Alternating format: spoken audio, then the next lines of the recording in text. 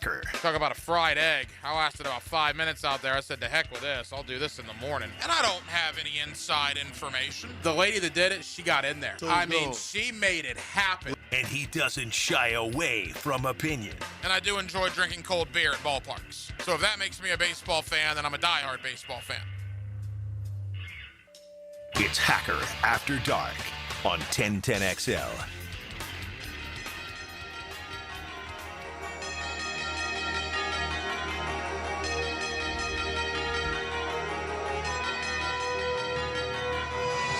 Oh, yeah, just like that. You snap your fingers. Week 10 of the National Football League gets underway in a matter of moments. Our friends out in Las Vegas, a quick turnaround for them. They lose to the Jaguars 96 hours ago. They're back on the field tonight, taking on Bo Nix, Evan Ingram, and the Denver Broncos. Week 10 National Football League kicks off in less than 15 minutes. And with that, a very good Thursday evening to you, Jacksonville. It is Hacker After Dark, 1010XL, 92.5 FM with Dylan Denmark. The Hacker Ryan Green with you. Glad you are with us. A Thursday night that also finds Gator basketball back on the court after losing to Arizona on Monday. Florida has their home opener tipping off right about now, as a matter of fact, against my alma mater, the Fighting Ospreys of the University of North Florida. We will keep you updated. As we said, Broncos, Raiders in the National Football League, and we are one day closer to Jaguars, Texans, Sunday, 1 o'clock. You'll hear it right here on 1010XL, and we have a little more clarity tonight as far as the injury update. Guys that probably won't go for Jacksonville, guys that probably won't go for Houston. Again, in the NFL, if you don't practice on Wednesday or on Thursday, the odds of you playing drop significantly. And in Jacksonville's case, no one that did not practice yesterday also did not practice today.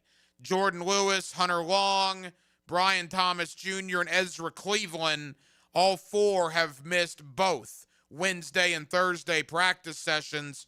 That probably doesn't bode well. For the Houston Texans, it's a little bit worse, more grim. We already know C.J. Stroud's out. Davis Mills will be in as their quarterback. Their kicker, Kaimi Fairbairn's not going to play. Their starting safety, Jalen Petrie, has missed both Wednesday and Thursday practices, as have a couple of offensive linemen, Titus Howard and Ed Ingram. So we'll see what happens tomorrow. But again, it looks like a battle of attrition between the Jaguars and the Texans coming up this Sunday. Some good news for Jacksonville. Devin Lloyd practiced in full for the second straight day. It looks like Devin Lloyd's going to be back. Dyami Brown and Tim Patrick were full today in practice, which is a nice change. So, wide receiver-wise, even if you're without Brian Thomas Jr., you're going to have Parker Washington. You're going to have the newly acquired Jacoby Myers. It appears you're going to have Tim Patrick and probably Dyami Brown at this point, which certainly would be better than what the Jaguars ended with last week in Las Vegas. So a lot on the Jaguars and the Raiders, as you can imagine. We'll do a little college football talk tonight as well in the 9 o'clock hour, as big road games, Florida, Kentucky, and Florida State Clemson on Saturday night. Guest lineup tonight looks like this. We'll go inside the Jaguar locker room coming up inside of 15 minutes. I had the opportunity to have one-on-one conversations with running back Bashal Tutin, defensive back Antonio Johnson, and offensive lineman Chuma Edoga. And you will hear all three of those conversations coming up inside of the next 20 minutes or so here on Hacker After Dark. Also in the 8 o'clock hour, former Jaguar and a former Texan wide receiver, my buddy Cecil Shorts, joins me to really break down Jacksonville and break down Houston in this big AFC South matchup coming up on Sunday. We're with you till 10 o'clock, Jacksonville. As always, we are glad you are spending part of your Thursday evening with us.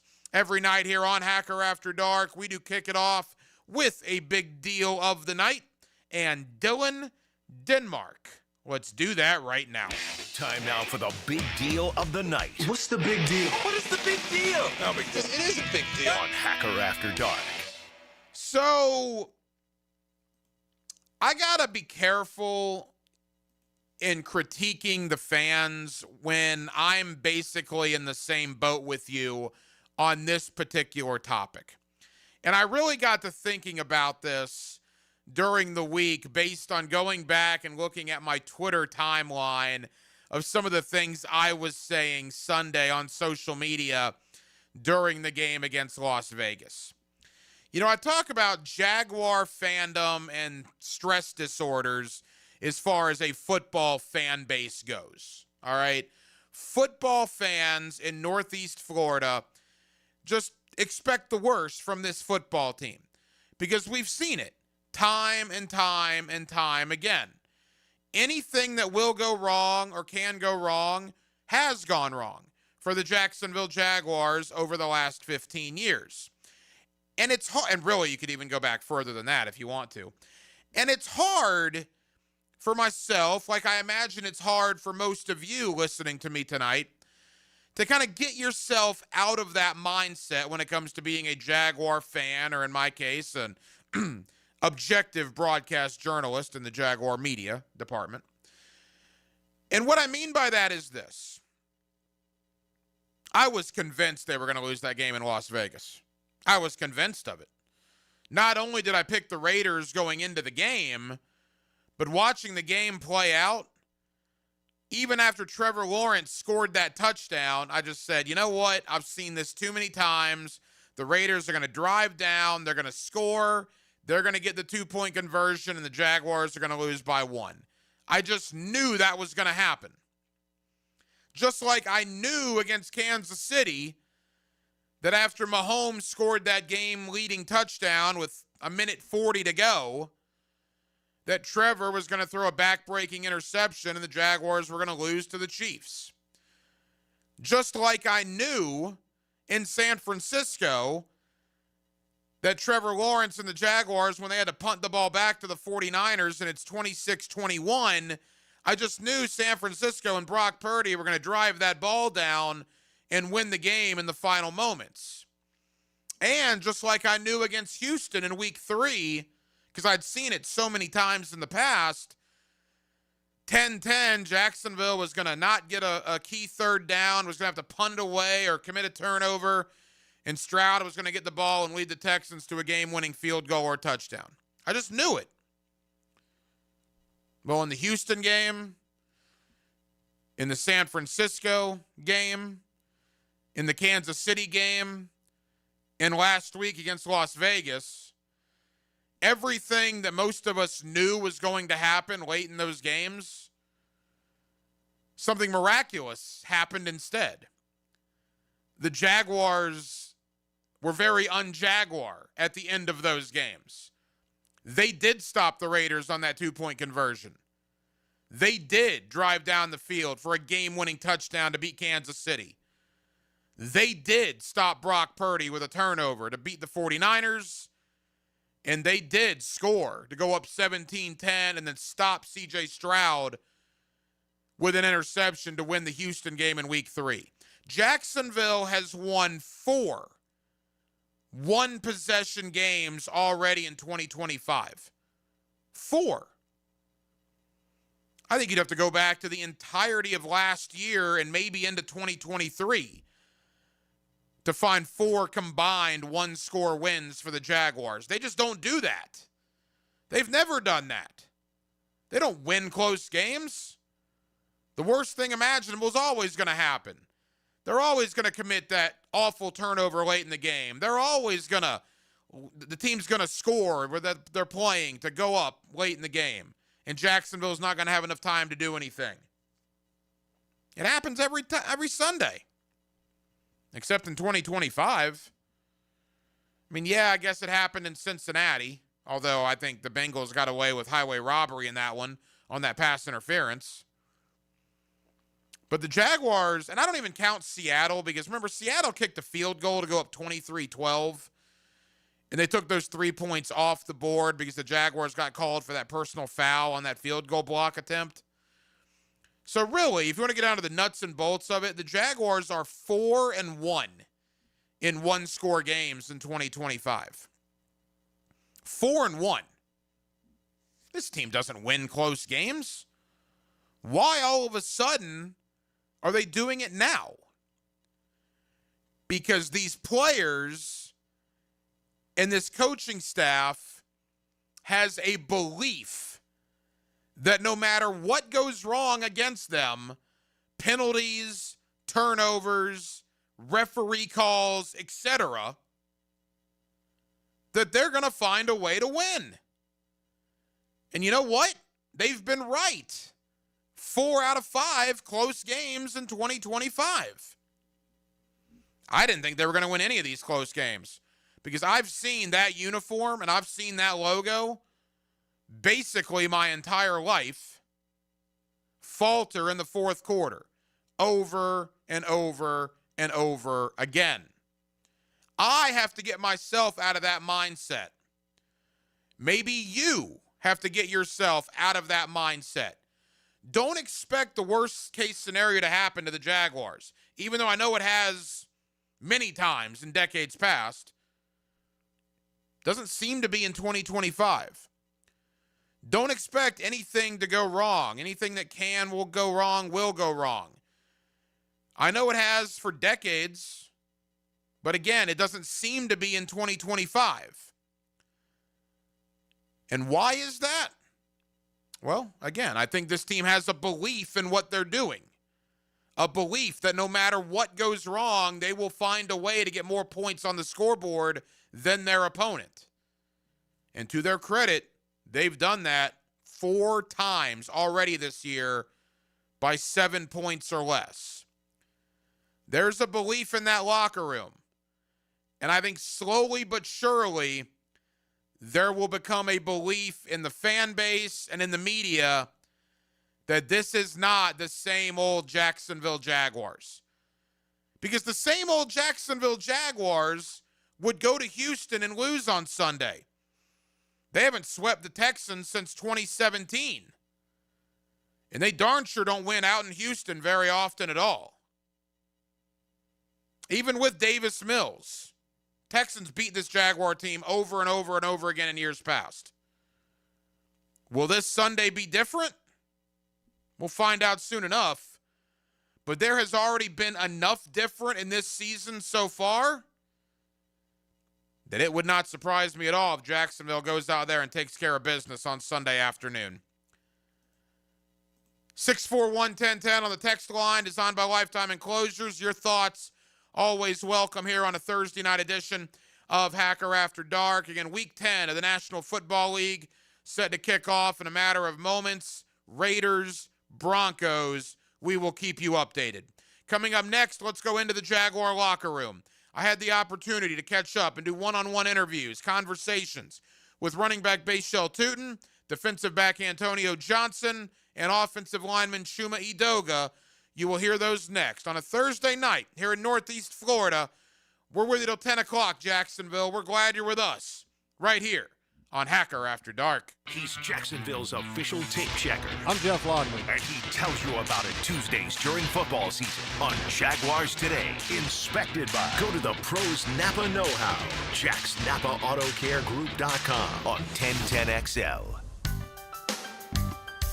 Rick Ballou for Coy Dental. That's right, Carlson Dental is now Coy Dental. Dr. Lee has been practicing there for 9 years, has purchased the company. The Coy Dental team still has the same great dentists and staff. And remember, if you get nervous visiting a dentist, don't. There's never a problem at Coy Dental. With light sedation for cleaning and deep sedation for all your restorative needs. Coy Dental, located in Bartram Park. This Date in Sports History is brought to you by Southeast Orthopedic Specialists. On November 6, 1869, Rutgers beat Princeton 6-4 in the first ever college football game. Bueller. Stay cooler with Bueller. Jason, I called you about the ductwork in my attic this summer, and you totally blew me off.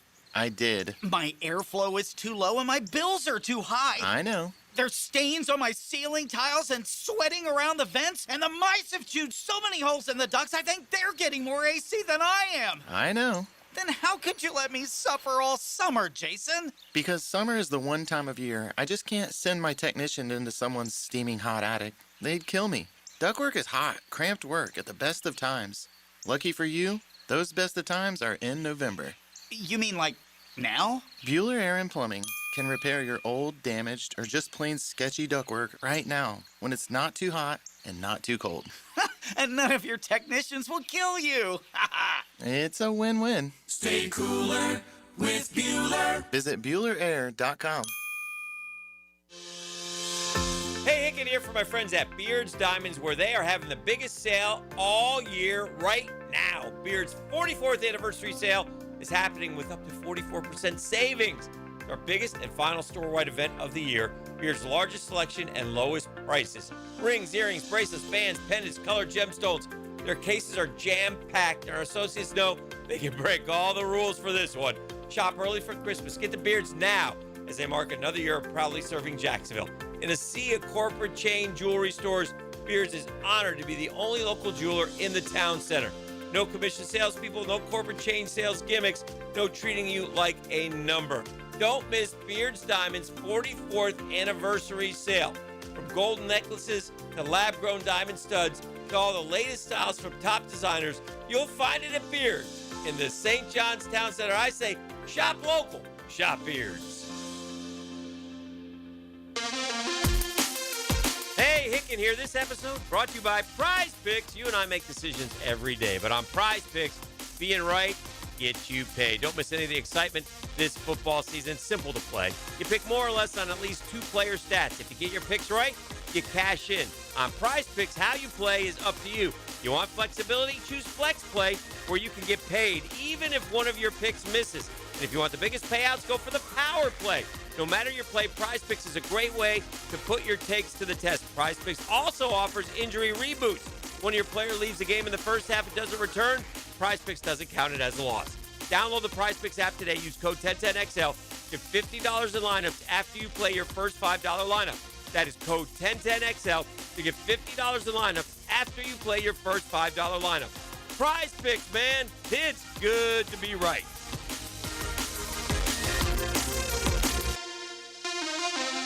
XL, presented by Farah and Farah, exclusive injury law firm of the Jacksonville Jaguars. Still present, ready. Farah doesn't flinch. Hacker After Dark on 1010XL. Yes, it is. Glad you're with us. Hacker After Dark, 1010XL, 92.5 FM, Florida, an 18-10 lead over UNF. About 12 minutes and change to go in the first half. We'll keep you updated. Again, the Gators back on the floor already after losing Monday night in Las Vegas to Arizona, playing the UNF Ospreys tonight in Florida with an early 18-10 lead. We'll take you inside the Jaguar locker room in one moment. Again, I didn't want to start the show with this, but terribly sad day in the world of sports with the Marshawn Kneeland story coming out of Dallas. A 24-year-old young man died by what is being reported by police out there as a self-inflicted gunshot wound. Just terrible story. And I guess the irony of it is, I mean, here's a guy that recovered a blocked punt for a touchdown Monday night in the game against Arizona for the Dallas Cowboys. I mean, we're talking 72 hours ago. This young man scored a touchdown on Monday Night Football, recovering a blocked punt. And then this news today, you just never know what people are going through. And I know that message has been sent home a lot today, and I don't want to sit here and preach to you. But I see, whether it's on social media or, message boards, just the amount of venom that people have towards one another, the amount of name calling and things along those lines. And if today's news out of Dallas doesn't kind of put that in perspective for you, life is just way too short. And I know in non-sports related news, the venom, in the world today, particularly in the political system. It has people at each other's throats here far more than what needs to be, certainly. But again, you just never know what people are going through. And if a 24-year-old young man can score a touchdown for the Dallas Cowboys on Monday Night Football and then decide to end it all 3 days later, according to the police out there in the Dallas area, just terrible, terrible. So just think about that a little bit when you're criticizing people or want to start name calling or anything along those lines. You just don't walk in somebody else's shoes. You have no idea what's going on in their life. And life is a precious thing, man. And in this situation, way, way, way too short. And just a terrible story all the way around. But I felt like I had to at least mention it. And, prayers to his family and everybody, because that is an unbelievably, I can't even imagine that situation for his family and friends. So prayers up all the way around to Marshawn Nealon's family and friends out there in the Dallas area and beyond.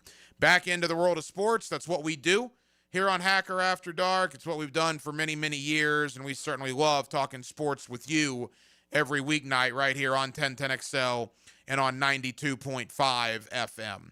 I was in the Jaguar locker room earlier on, had the opportunity to catch up with Chuma Edoga and Antonio Johnson. You will hear those conversations in a moment. First, rookie running back Bashel Tutin, a man that found the end zone last week in the win over Las Vegas. Talked with Bashel Tutin earlier about his success as a rookie, the hard running style that every running back on this team is displaying, and what that in Vegas meant for this team moving forward. Here's Bashel Tutin on Hacker After Dark. Inside the Jaguar locker room, Jaguars getting ready for the Houston Texans on Sunday. We got Jaguar running back Bashel Tutin with us here on 1010XL. Bashel, how practice go out there today? Practice went pretty good. Some things we got to clean up. Speaking from the running back position, from the offense, we definitely got to go out there. But, it's Wednesday. We're going to have some mistakes, but we just got to, hit the drawing board. But overall, I think it was pretty good. Last week against Las Vegas, you guys were getting after it. You, ETN, with Quinn Allen Jr., the offensive line, over 140 yards rushing, 8 consecutive runs in overtime to ultimately go to the game-winning touchdown. Do you feel that was one of the best performances of the year for that group? I think overall, yes, as an offense. Just run the ball and being dominant.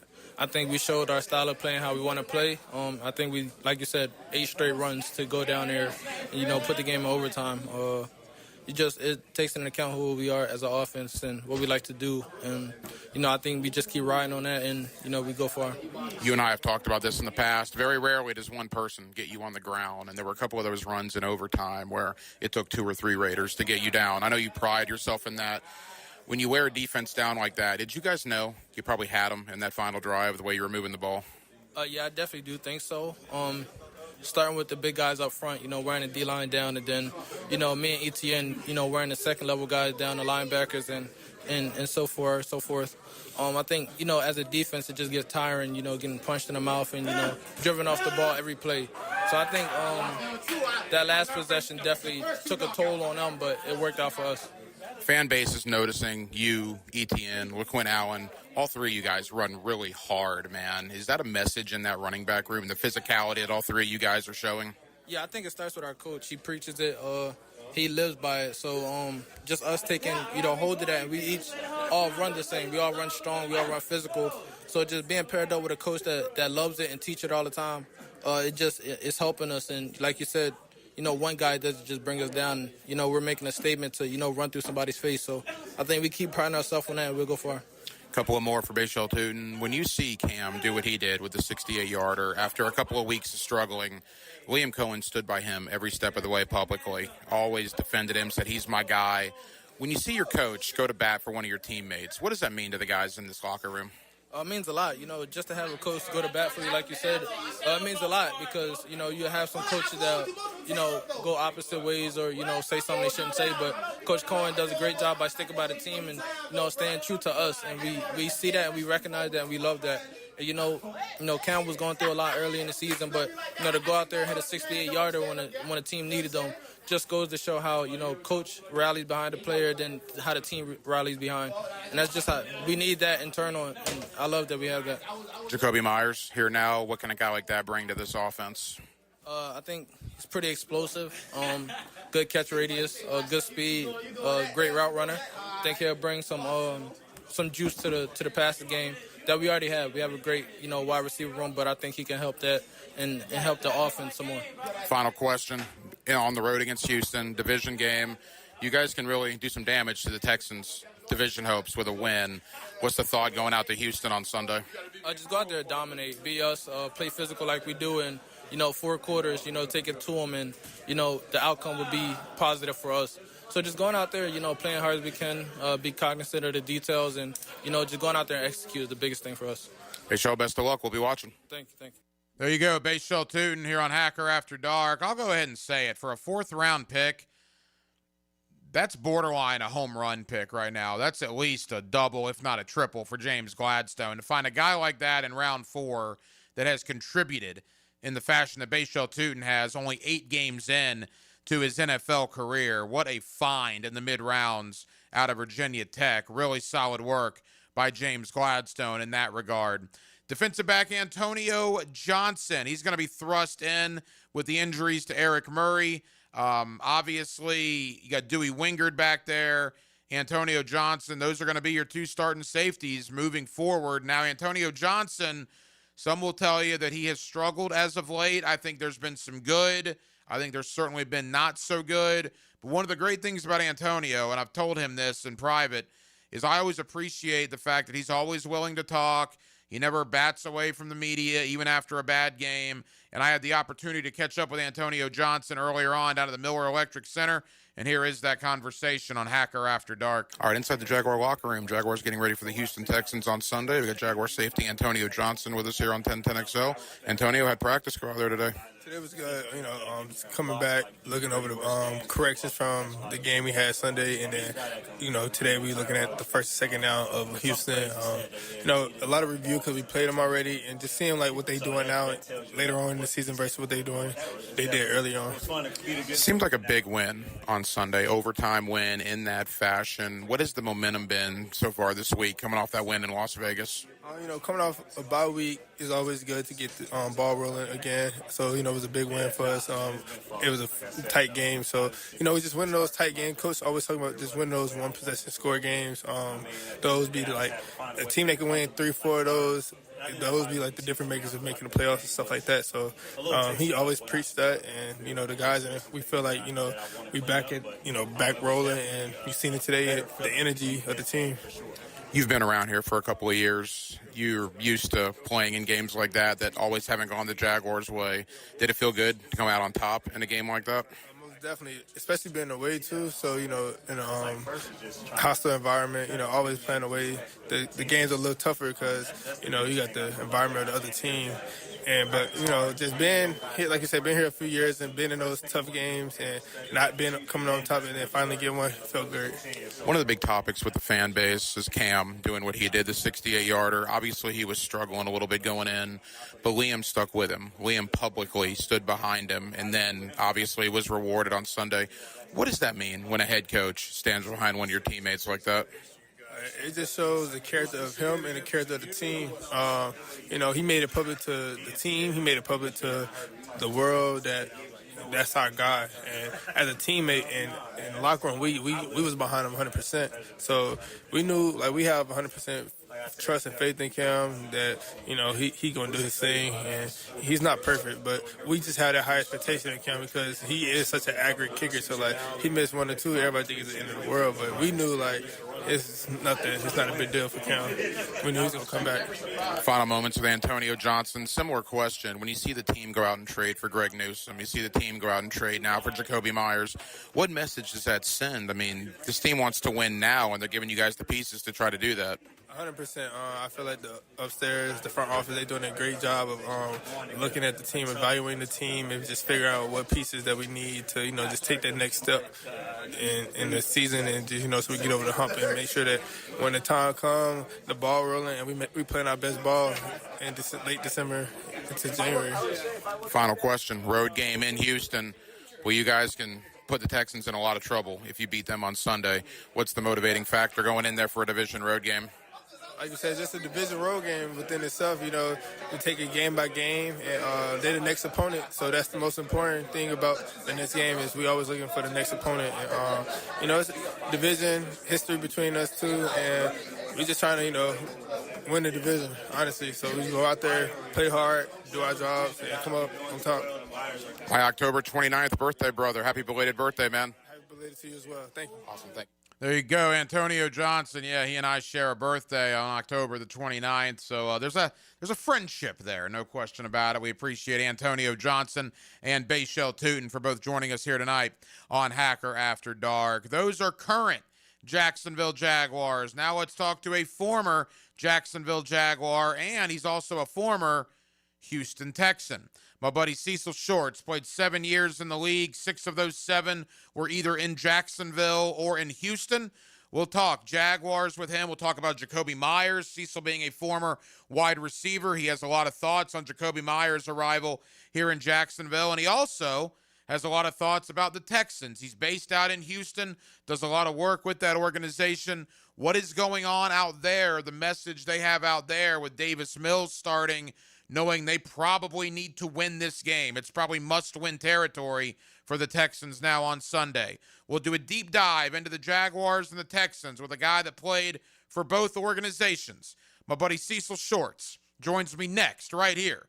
It's Hacker After Dark. Because we know you might need a little extra to get you ready for game day. Is this what I think it is? It's the Terminix Kickoff Show, prepared by Campione Law and American Electrical Contracting. 5 hours before kickoff of every game on 1010XL. The experts at AMCO have been fixing cars for almost 60 years.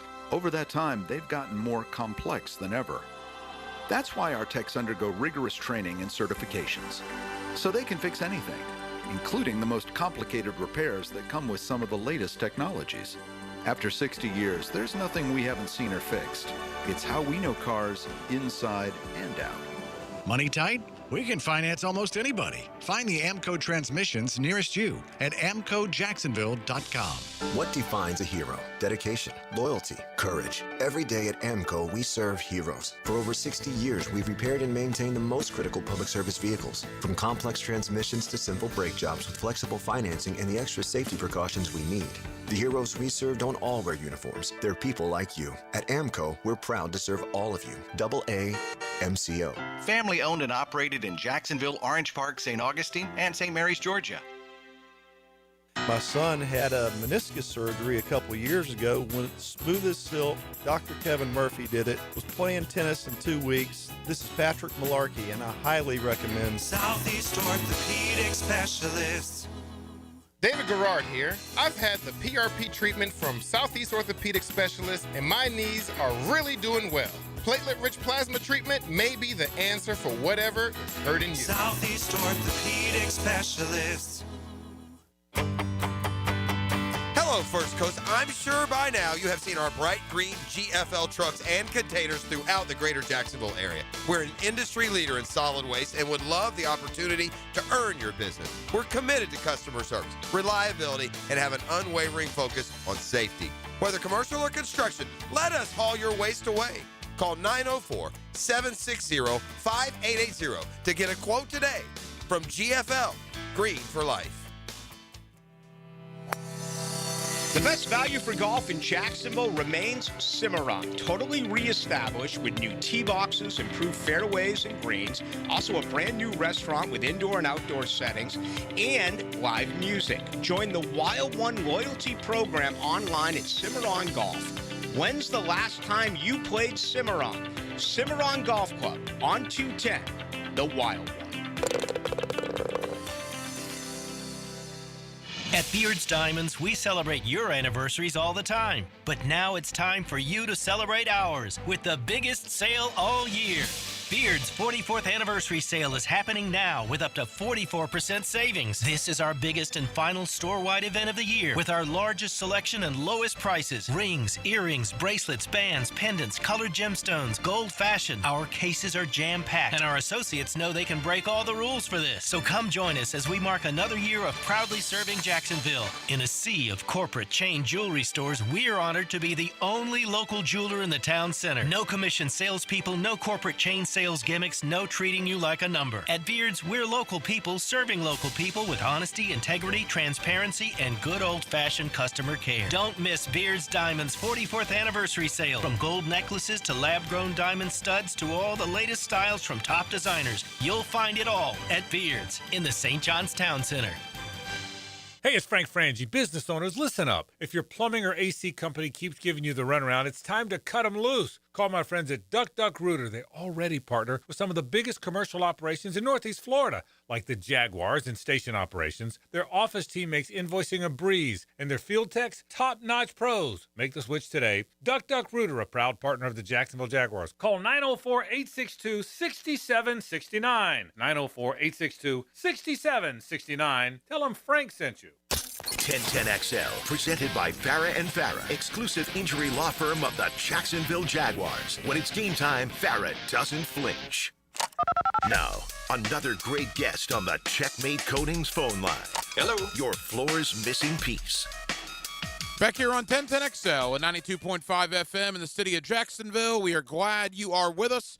The Jaguars and the Texans, Sunday, 1 o'clock. Of course, you'll hear the game right here on 1010XL. Huge game in the AFC South as Jacksonville has an opportunity to essentially put the final nail in the Texans' coffin for the AFC South anyway.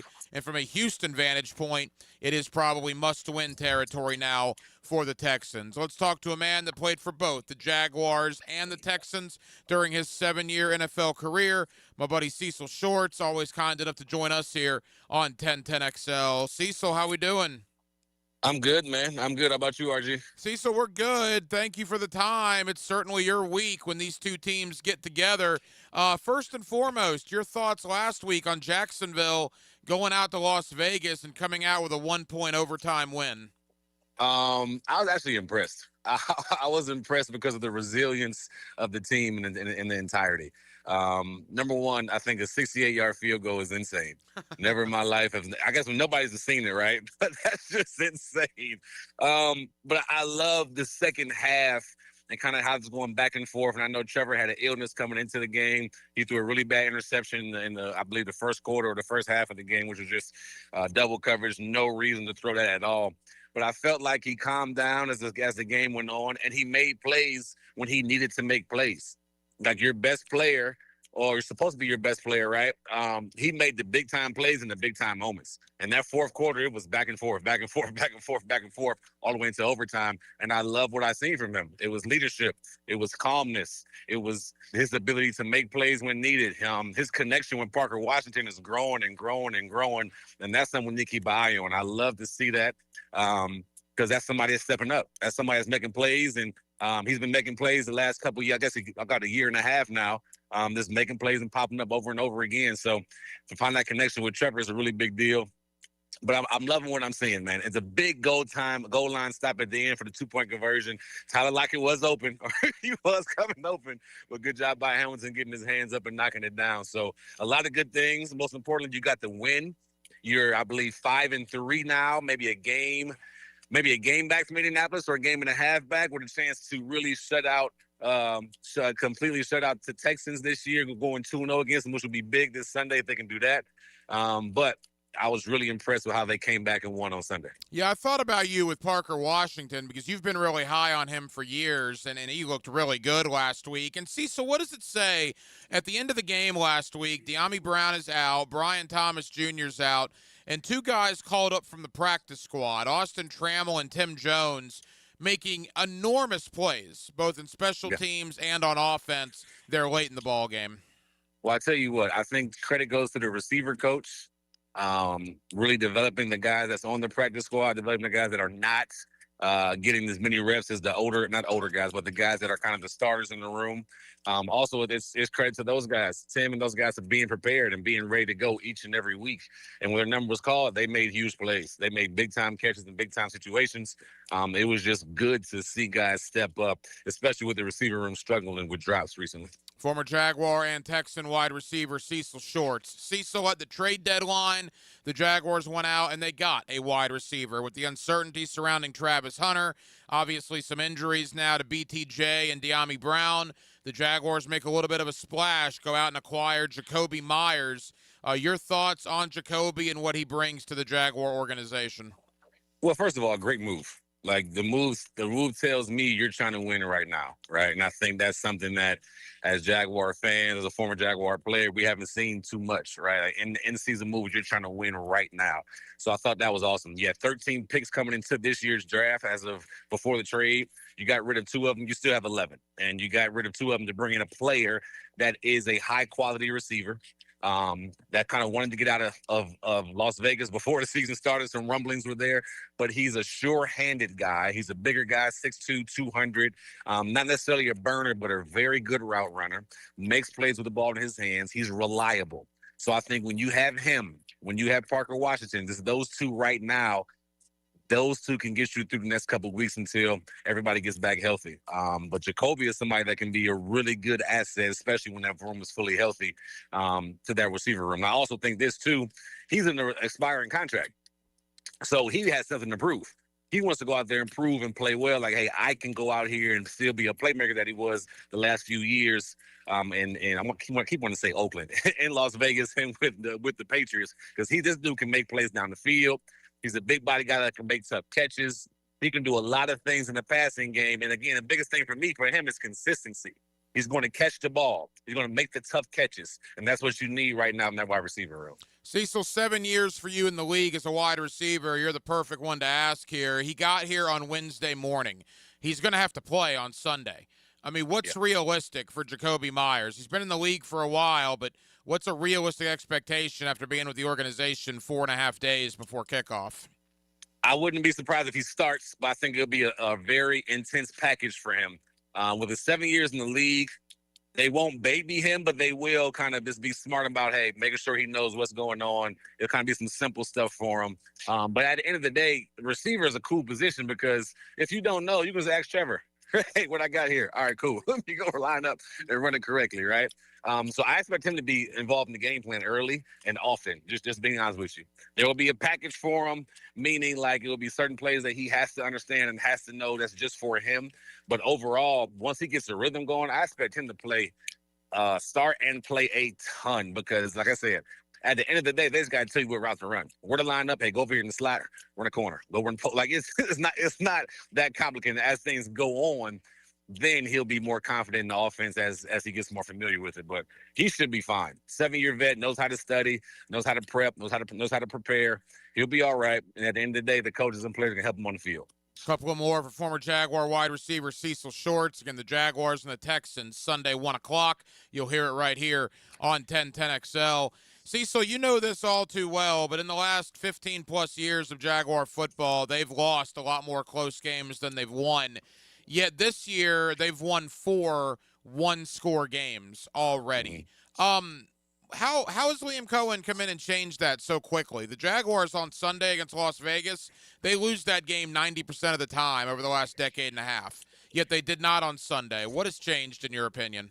RG is belief. It's belief.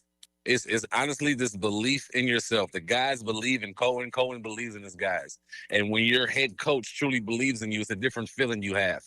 It's a different confidence you have. It's a different mindset you have. Like, hey, we can go out there. We're going to go down and score. We're going to go make plays. We believe in each other, and our coach is going to set us up for success, right? And I think when you see that out of Trevor, that's a big deal for Trevor this past week. I don't care what nobody says. Trevor having 2 rushing touchdowns, a couple passing after throwing that terrible interception in the end zone, and he knows it's terrible, right? He was able to step up in the biggest moments of the game, the fourth quarter. It's not just first or second. It's the fourth quarter and overtime. He made some tremendous throws, some tremendous runs, some tremendous decisions, and that's confidence that he's built from his head coach.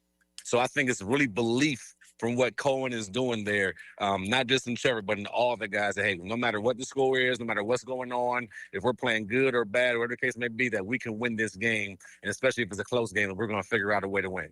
That's the Jaguar side of things. Let's go to your other former team, the Houston Texans. The Jaguars have a chance to bury them in the division, right? Jacksonville's 5-3, Houston's 3-5. Jacksonville already with a head-to-head win in Week 3. If Jacksonville were to go out there and win on Sunday, basically that's 3 games and a tiebreaker. The Jaguars would be up 4 with 8 to go. That's probably curtains for the Texans in the division. I mean, are they looking at this out there, and you're based in Houston, are they looking at this as a must-win? From my observations, I would say yes. I think they're looking at it as a must-win. The tough part about it is, honestly, their defense is playing extremely well. Their defense keeps them in every single game, getting turnovers, making plays, just outstanding. They held the Broncos to 18 points last week. Like, they're doing an outstanding job week in and week out. It's the offense that's struggling right now. So they have to find a way. And the tough part out, I think C.J. Stroud is out this week. So now you got a backup quarterback in. They're kind of hit with injuries this past week, which would be tough on them, especially with Jacksonville coming off a big win. But the offensive line, the quarterback, they got to find some identity in the running game. And this, don't get me wrong, I think the Texans are still a very good team because they got to find a way to get going on offense. If they can't do that, it might be hard for them on Sunday. I know that you're pretty familiar with D'Amico Ryans. He's gotten some grief here this week. Last year in the postgame when Azeez Al-Shaair did what he did to Trevor, Trevor should have slid earlier and the Jaguars overreacted, right? And then last week, something similar happens to C.J. Stroud, and all of a sudden he thought it was a cheap shot, dirty hit by the Broncos. I mean, that's talking out of both ends, is it not? Yeah, that's tough. You know what I mean? It's tough for a coach to be in that position because he wants to always fight for his guys, right? Azeez is his guy from back in San Francisco, and he knows him well. He knows him like no other person knows him in the NFL, right? And the same thing with CJ. He drafted CJ. They came in together. He wants to protect his guys. So as a head coach, I understand where he's coming from. He wants to protect his guys, but you also got to just kind of be careful what you're saying, right? And the media can make things look a certain way. And honestly, it probably does look that way, just being honest. But he's the coach trying to fight for his team, trying to fight for his guys. And right now, Houston's in a tough situation. So I have no problem with what he's saying because he's protecting his guys. It's just whatever you say out there, you got to make sure you're able to respond back with it. Final moments with Cecil Shorts. Davis Mills, you could do a lot worse than Davis Mills as a backup quarterback. Now, I don't think he's going to be scrambling around a whole lot. But again, it was the dink and dunk stuff last week. They appeared to be moving the ball when Mills came in the game. But Cecil, he averaged like throwing it 4 or 5 yards down the field, right? And that's why they had to settle for all those field goals. And what complicates things for the Texans this week is Kaimi Fairbairn's likely out. They just signed a kicker, former Jaguar Matthew Wright. I mean, the Texans are a mash unit coming into this game. It's going to be tough. It's going to be really tough. And again, it's going to fall a lot on the offense. They have to be able to put up points to win games, right? So at the end of the day, it doesn't matter if it's Davis Mills or C.J. Stroud. The offense wasn't playing that well. So they had to figure out a way, the coordinator, the guys in that room, to get things going. They got to find a way to get explosive plays going, right? When they win games, they have explosive plays on offense, whether that's from Woody Marks, Nico Collins, whoever the case may be. When they don't have explosive plays, they seem to struggle a little bit on offense, and they don't seem to win those games. So you got to get that going. I'm telling you, special teams and defense, the Texans are top tier. It's just they have to get better on the offensive side, which is not an easy task. Cecil, final question. Let's look at both parts. From a Jaguar point of view, they know that they go out to Houston and they can pretty much end the Texans' division hopes. How powerful a motivator is that for Jacksonville? It's a huge motivator. You can take somebody's dreams and hopes away. You can potentially end their season, quote unquote, still early, right? But you have a chance to really put a shutdown. Hey, we did everything we could we finished them. We can X that team out. We don't have to worry about them no more, because we just beat them twice in the division, and now we're going up in the division over them. They'll never be able to catch us. So I think that's a huge motivation point that you get a chance, and it's a mindset too, right? If I'm Cohen, I'm really preaching this mindset. Hey, we got to finish them. Like, we can't just be good. We can't just be on the verge of things. We got to finish these opponents, and we get a chance to finish the Texans. That's what their mindset needs to be. We need to finish these guys off and then move on to the next opponent. And the exact 180 of that from Houston. We talked about it earlier, a must-win. I've said all week, I think Jacksonville is going into a hornet's nest. I know Houston's banged up, but that's a proud organization. They're very much aware of where they are in the standings, and I think they're going to give Jacksonville everything they got because they know they have to win. Absolutely, man. They're in a situation where they cannot fall to 3-6. They cannot lose another division opponent, especially they already lost to Jacksonville once. So their mindset is to come in and find a way to win. Don't care how, don't care what, don't care how it looks like. If defense got to score twice, such a team's got to go down and score. They don't care. They're going to try to find a way to win, and that's their mindset here in Houston. I know it's tough for you, former Jaguar, former Texan, but I got to ask you, who wins on Sunday? Honestly, how things are going, I got to pick Jacksonville. I'll probably be a close game. It'll probably be a nail biter just because of the history between the teams, excuse me. But I would lean towards Jacksonville right now in the close one. Former Jaguar, former Texan, and don't forget a cup of coffee with Tampa Bay. No question about that. My buddy Cecil Shorts. Cecil, appreciate you as always. We'll be back to recap it next week. Hey, thanks, buddy. Saddle up for a stampede deep in the heart of Texas. It's a Lone Star State showdown as the Jags Claws get hooked on horns in a fierce divisional fight. Jaguars, Texans. Deep in the heart of Texas. Sunday at 1 on the home of the Jaguars. 1010 XL. Attention skilled electricians. Are you undervalued at your current company? Time to step up to the bigger projects and better opportunities. Join the team at Miller Electric Company, a trusted name in the industry for over 96 years. At Miller, we tackle the biggest projects in the city, offering not just a job, but an experience, top-notch pay, unbeatable benefits, and the best working environments in the business. Please join the team that values your skills and rewards your hard work. Elevate your career to new heights. Apply today at millercareers.com, an equal opportunity employer. I know two brothers whose minds are always in the gutters. Hi, I'm Tim. And I'm Kevin. We are the Good Brothers. That's good with an E. From Good Brothers Roofs and Gutters. We install 6 and 7-inch seamless gutters, plus we repair and replace roofs, pool enclosures, and super gutters. We are the Good Brothers, veteran-owned and local. Visit goodbrothersroofsandgutters.com. License number CCC 1334384. Good Brothers Roofs and Gutters. Blue here for the Blue Crab House, located right off of San Jose. It's on Jewington Creek Road. They've been around since 1996. Indoor-outdoor dining. Also, takeout is available at the Blue Crab House. Open 4:30 to 9, Tuesday through Saturday. Sunday, noon until 9. Remember, Tuesday, $2 margaritas. Wednesday, $1 oyster night. How about the blue crabs? How about my personal favorite, the Canadian snow crabs? Whatever it is that you fancy, you get it right there. The Blue Crab House. Brackish Vodka, the spirit of the sportsman and proud partner of the Jaguars, is now available at the Fresh Market Spirits and Wine. The Fresh Market Spirits and Wine is a new adult beverage store offering spirits, wine, beer, and accessories at A1A North in Ponte Vedra, a first-of-its-kind destination for thoughtfully curated spirits, wine, and beer as only the Fresh Market can. And now, you can get Brackish Vodka at the Fresh Market. Brackish Vodka, for whatever your sport is. Proud partner of the Jaguars. I'm here with Danny Van Sickle, director of the Electrical Training Alliance. Danny, tell me about your program. Hey, Rick. We're a 4-year electrical apprenticeship. Our students start out making over $40,000 a year, and right now make over $90,000 a year, including benefits.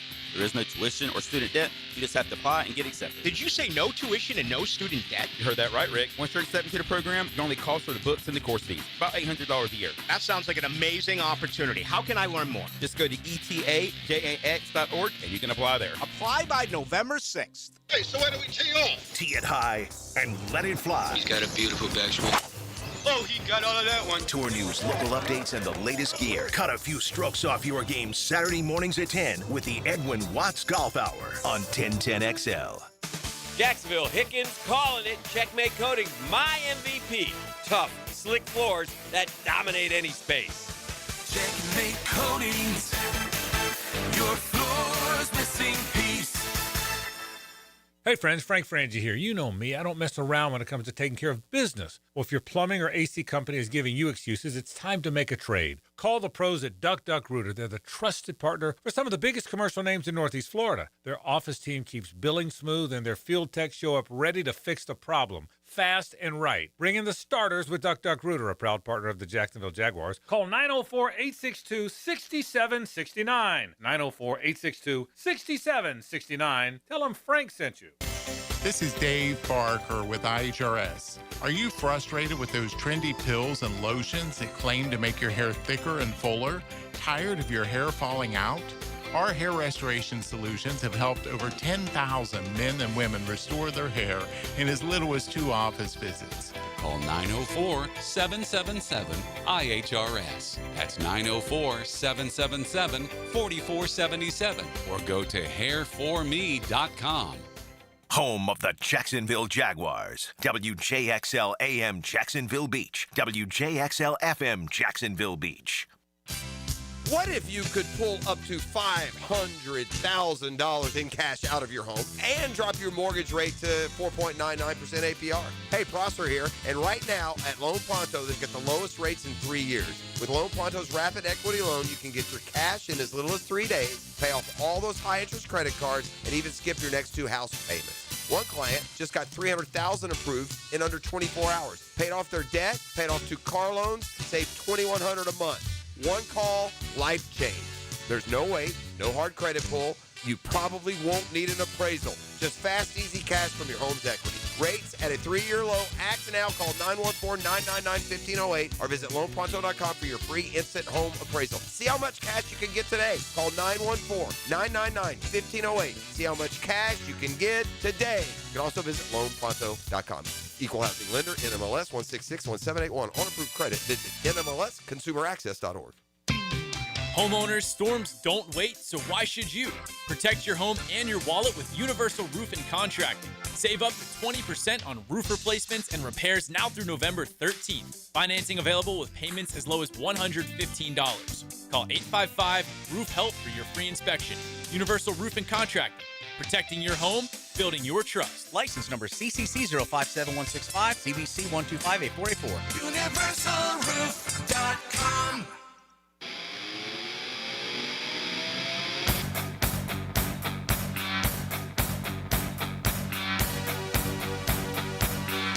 Hacker After Dark on 1010XL. Yes, it is. Till 9 o'clock, or till 10 o'clock, actually. 9 o'clock hour approaching. We are at halftime on Hacker After Dark. 1 hour down, 1 hour to go. We will take you up until 10 o'clock, as we do each and every night. Coming up in the 9 o'clock hour, Jordan Dejani, CBSSports.com.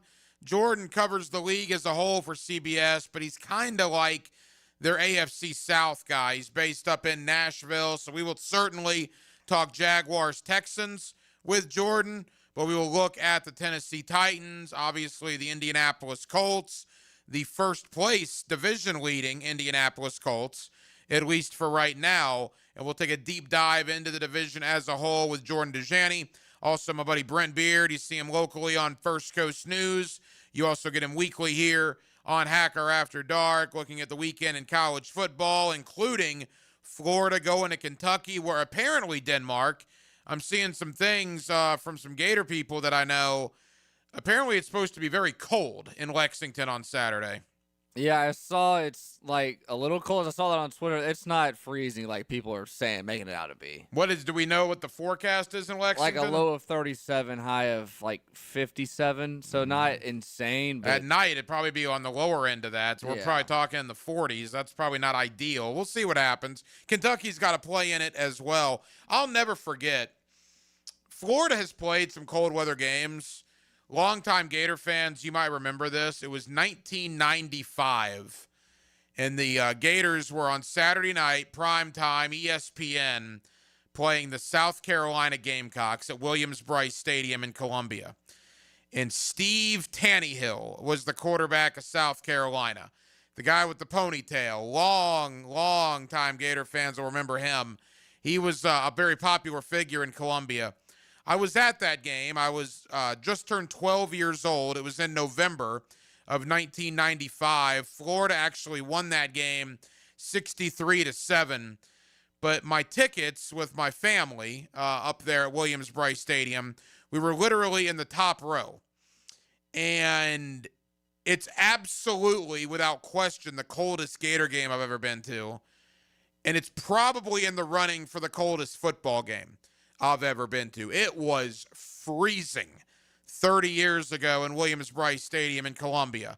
I don't think it'll be that cold up in Lexington, but... No, check that. It'll be low of 46. Okay, so a low of 46. Yeah, so, I mean, not it won't exactly be comfortable. I wouldn't go there with T-shirt and shorts on in the high 40s, but nevertheless, a little bit of a change. Florida very banged up going into this game. We'll see. Also on Saturday night, Florida State and Clemson. We'll talk about all of that with Brent Beard. Again, you see him locally on First Coast News. You also get him weekly right here on Hacker After Dark. Quickly in college, speaking of Florida, they currently lead my alma mater, the Fighting Ospreys of UNF, 52-28 at halftime. Florida looking to get their first win of the year, obviously after coming up short Monday night against Arizona. Alex Condon, leader in points right now, 15 points, 8 rebounds for Florida. Micah Hanlockton, 8 points and 6 rebounds. Troubling thing for the Gators, they'll win this game against UNF going away, but they're like 2 of 17 from three-point range in the first half. Certainly not good. Florida plays Florida State next week, but they will look like they'll be 1-1 going into that game as they lead UNF big at the half. And on week 10, oh, by the way, quickly on Florida before I get to the NFL, did you see Will Richard last night? Former Gator, rookie for Golden State, second-round pick, right? So they kind of took a flyer on him draft night. In fact, I don't even think Golden State drafted him. I think he was one of those draft day trades. Anyway, a lot of Golden State players were out last night, so Will Richard got the start for the Warriors. All he did in his first career start was go for 30 points. A 30-point outing for Will Richard, now of the Golden State Warriors. Boy, that was awesome to see. Call me a Gator homer, but I am rooting for Will Richard, obviously rooting for Walter Clayton. Denmark, it's early. I mean, we're 2.5 weeks into the year. But Golden State might have gotten a steal with Will Richard, man. That guy has been really good for them early on. Yeah, well, he's a shooter, and he's on a shooting team. So, I mean, and you're in a shooting league. So, it's a good match for him. And he's been better at Golden State than Walter Clayton's been at Utah. Now, again, we're 10 games into their careers. Let's not jump to conclusions. But Will Richard, that is a very pleasant surprise for the Golden State Warriors. Chuma Edoga in the Jaguar locker room. I had the opportunity to catch up with him earlier on down at the Miller Electric Center. You will hear that conversation coming up in just a moment on Hacker After Dark. I also want to tell you that Vernell Brown and Aiden Mizell for Florida will play against Kentucky. They were questionable coming in to today, as a matter of fact. But on the Thursday injury report, both Gator wide receivers have been taken off. Dallas Wilson and Trey Wilson are both out, but Lagway and the Gators do get Aiden Mizell back, and they get Vernell Brown, the third back. Now, Week 10 of the National Football League kicked off tonight, an AFC West battle between the Raiders and the Broncos. This is the second time, I believe, the team the Jaguars played on Sunday has turned right back around and played on Thursday night. In Las Vegas with an early lead, 7-0. Vegas leads Denver, 12 minutes to go in the second quarter. Ashton Genty, a touchdown for Las Vegas. Again, they lead Denver 7-0 in the second quarter. And the thing I'll say about Las Vegas, they've lost games in miraculous ways this year. They should have beat the Jaguars. I mean, Tyler Lockett's wide open in the back of the end zone if Devon Hamilton doesn't get his hand on the ball. There was another game with Chicago earlier this year that was just an amazing loss, how Las Vegas lost that late in that game. If you give them those two wins, they're 4-4 instead of 2-6, and obviously it looks a heck of a lot better. So I think they were a little bit better than their 2-6 record would indicate, and they've gone into Denver tonight, and they lead 7-0 over the 7-2 Broncos with 11 minutes and 20 seconds to go in the first half. All right, Miller Electric Center. Jaguars getting ready for the Houston Texans. I had the opportunity earlier on to catch up with Jaguar offensive lineman Chuma Edoga. Chuma Edoga, to me, I didn't know a ton about him when the Jaguars signed him. I actually remembered him more from his high school recruiting days. He was a 5-star kid coming out of high school, ended up going to Southern Cal, bounced around the league for a bit, ended up with Dallas, was pretty good with Dallas, was basically their 6th man on the offensive line, something similar to what he's doing here. But I think Edoga has been a very pleasant surprise. I think the value that he has given to this team, the depth he has given to this team has been pretty good. He along with Cole Van Lannon. And I talked with Chuma earlier on in the Jaguar locker room. Here is that conversation right now on Hacker After Dark. Inside the Jaguar locker room, Jaguars getting ready for the Houston Texans on Sunday. We got Jaguar offensive lineman Chuma Edoga with us here on 1010XL. Chuma, how'd practice go out there today? It went pretty well, first day getting out there, getting through the game plan we got for the Texans, just focusing on attention to detail and getting the job done again this week.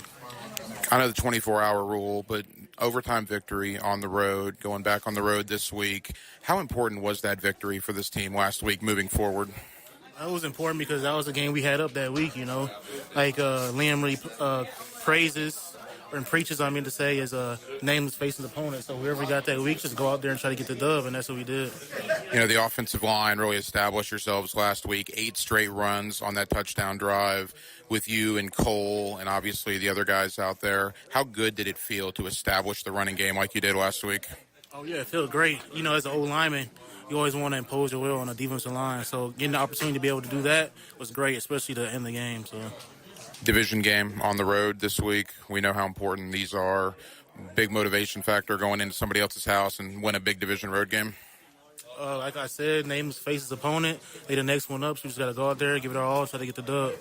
How do things change when you see an opponent for the second time? Anything different from the first time around, or you try to take something out of that? Definitely go back and watch the film that you had against them first game. But obviously, they're not going to keep it the same way. They switch stuff up, switch play callers, so just got to be ready for anything. Final question. Offense as a whole really looked like it started clicking. 6 consecutive drives last week, resulting in points. How good did it feel to put a game like that together? It felt great because, we're capable of doing that. We're capable of going out there and scoring every possession. So to be able to put it on film, get that under our belt just felt good.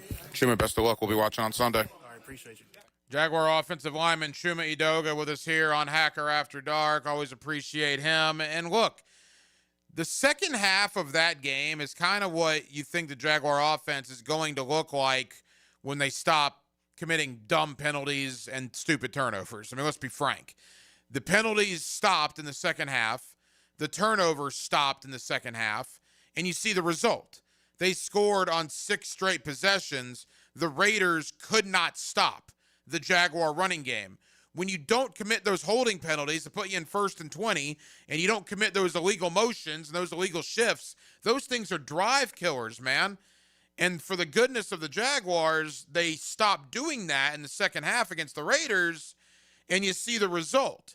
And if that can continue, well then, yeah, sky's potentially the limit for this team.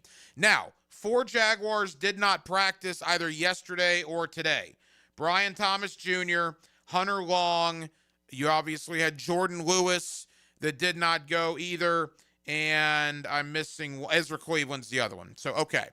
Ezra Cleveland, if he doesn't go, Cole Van Lannon, you would think goes in there, which Chuma Edoga then, the guy I just talked to, becomes your first guy off the bench if there were another injury to transpire. And Edoga will probably come in anyway in jumbo packages, much like he did last week, so he's going to play a lot regardless. Brian Thomas Jr., that would stink not to have him, but again, De'Ami Brown practiced in full today.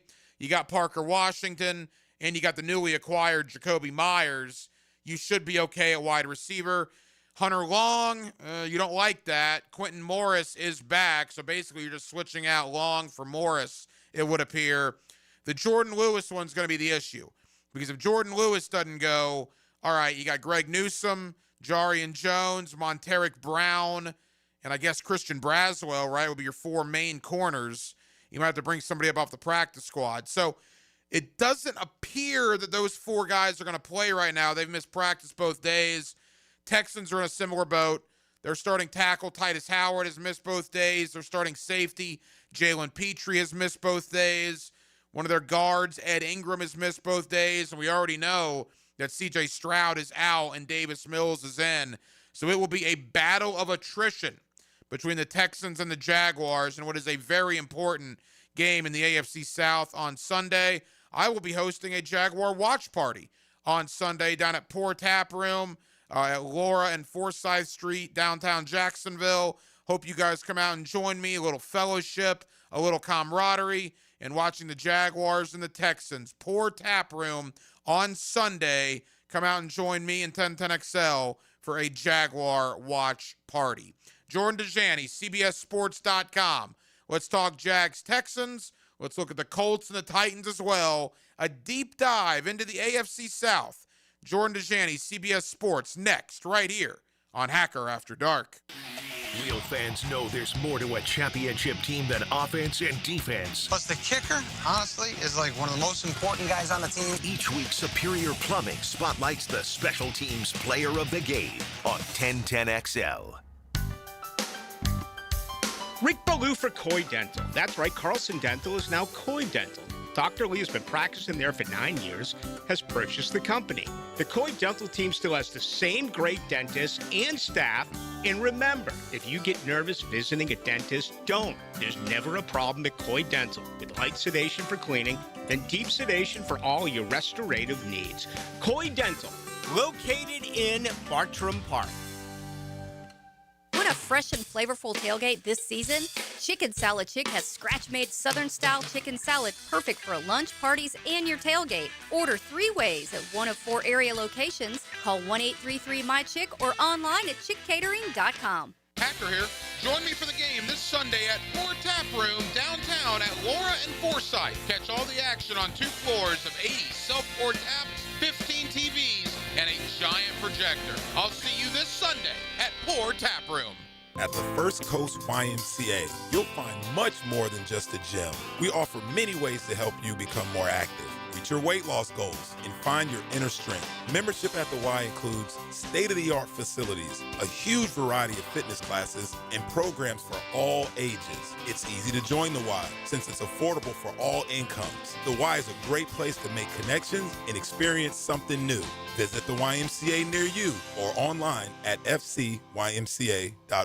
Ballou here for Smunez Vision. Why Smunez Vision? Well, I've been with Dr. Neil Smunez now since I got back to Jacksonville in 2006. 37 years of experience he has. Smunez Vision is a family organization that focuses on personal high-quality medical and surgical eye care. Dr. Catherine Smunez is fellowship trained in cornea and cataract surgery and all refractive surgery. Combined, that's 30 years plus in laser eye surgery. Visit SmunezVision.com today. Here you can see.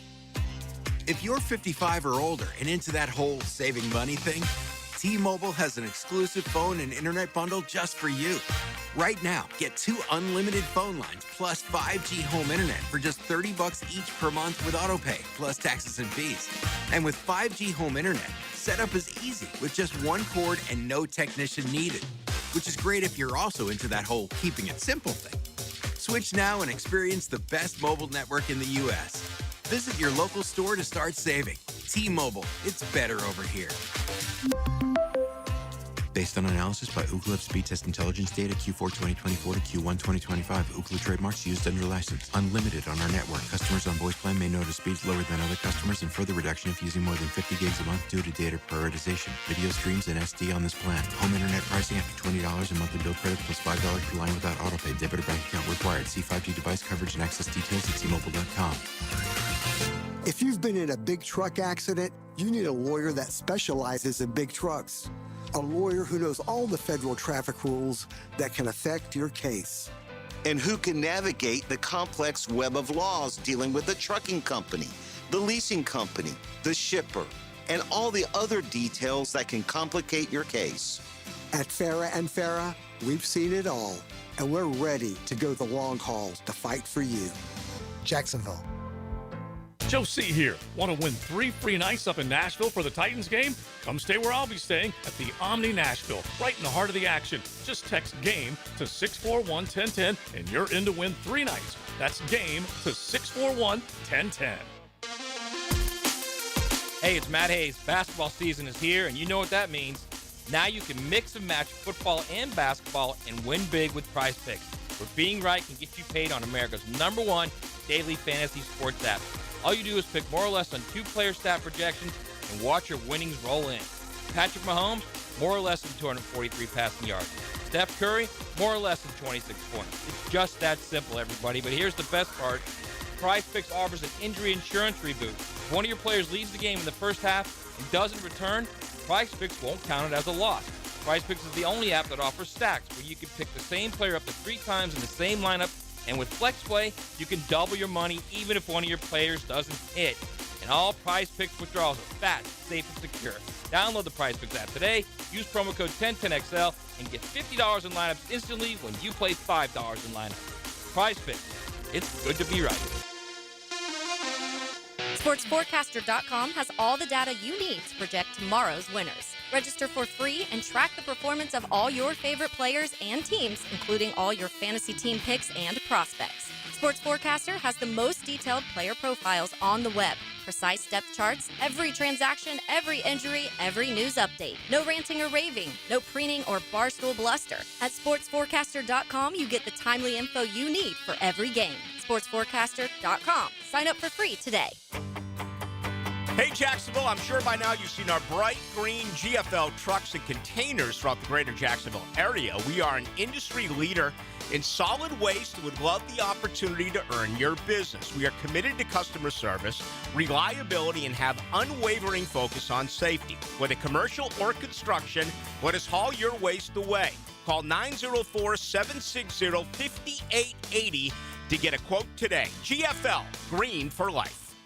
1010XL, presented by Farah and Farah, exclusive injury law firm of the Jacksonville Jaguars. When it's game time, Farah doesn't flinch. Now, another great guest on the Checkmate Coatings phone line. Hello. Your floor's missing piece. Back here on 1010XL and 92.5 FM in the city of Jacksonville, we are glad you are with us. The Jaguars and the Texans, Sunday, 1 o'clock. Of course, you'll hear the game right here on 1010XL. The Jaguars have a real opportunity to put a serious dent in the Texans' plans this season. A win for Jacksonville would give them a series sweep and really put the Texans behind the 8 ball in the AFC South. Let's preview the game. Let's talk about the arrival of Jakobi Meyers, and let's look around the rest of the AFC South. Jordan Dejani of CBSSports.com, always kind enough to join us here on 1010XL. Jordan, how you doing, man?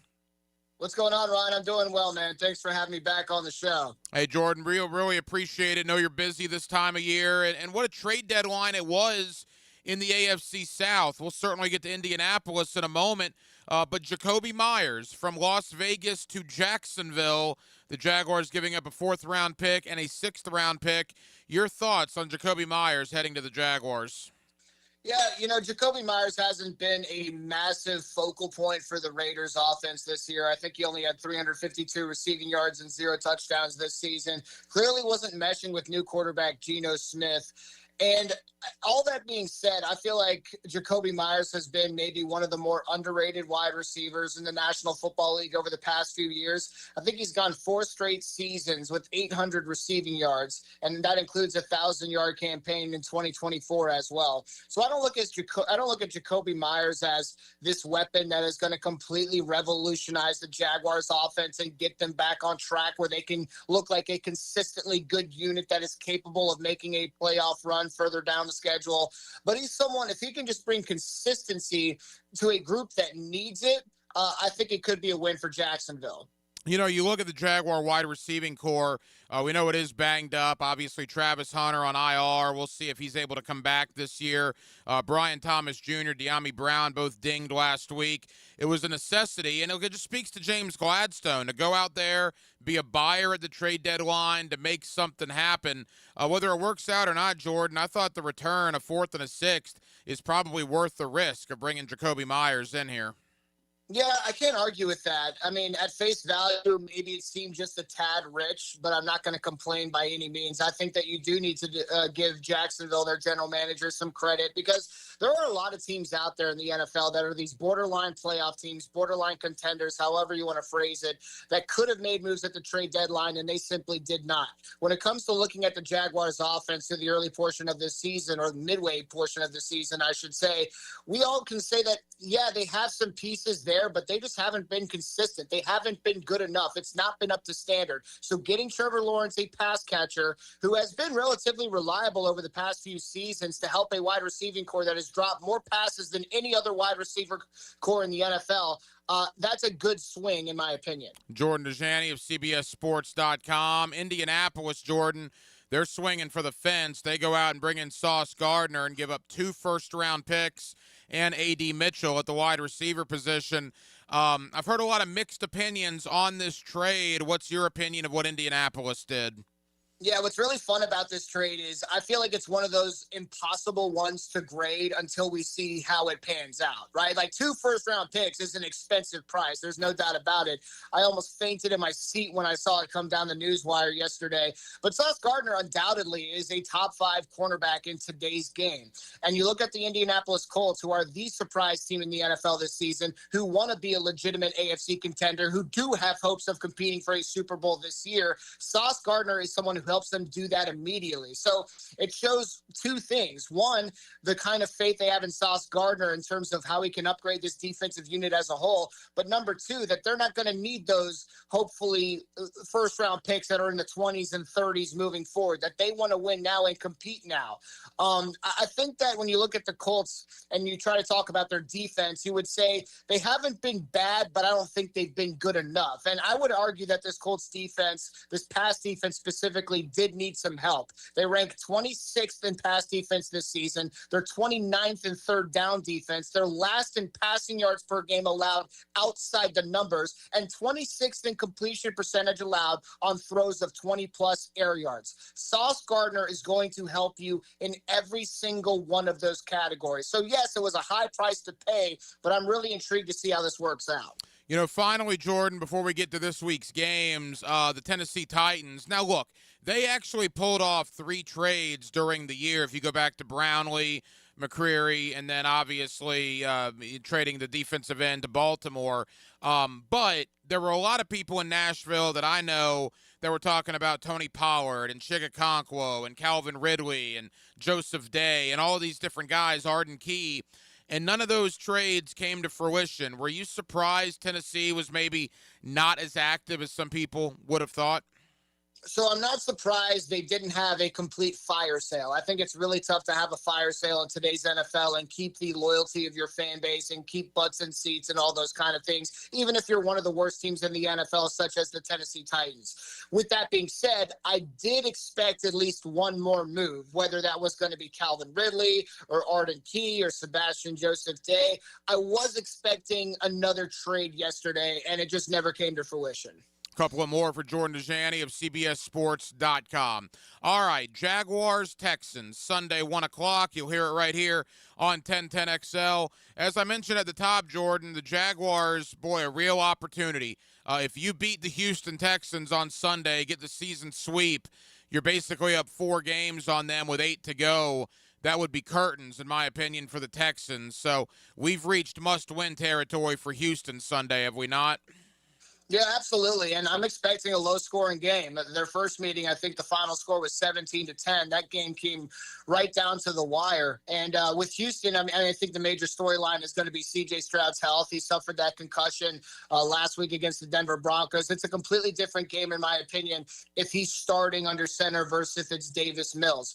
But the other headline, of course, has to be how is this Jaguars offense going to fare against arguably the best defense in the entire NFL. And we've talked about it for weeks now in terms of Jaguars just not playing up to standard when it comes to the weaponry they have on paper. So I'm looking at Travis Etienne, who had a season high in touches against the Raiders last week. I'm looking at, finally, Brian Thomas Jr. Can you please get on the same page with Trevor Lawrence? Parker Washington making some plays as well. So if that Jaguars offense can make a couple of splash plays against this Texans defense, I think that they can absolutely steal a win here on the road. Why is Houston Houston been 3-5? I mean, all the expectations, Jordan, coming into the year. I know you and I talked preseason. I didn't like their offensive line. I think you agreed, but I also didn't think they'd be 3-5 through 8 games either. What has gone wrong there?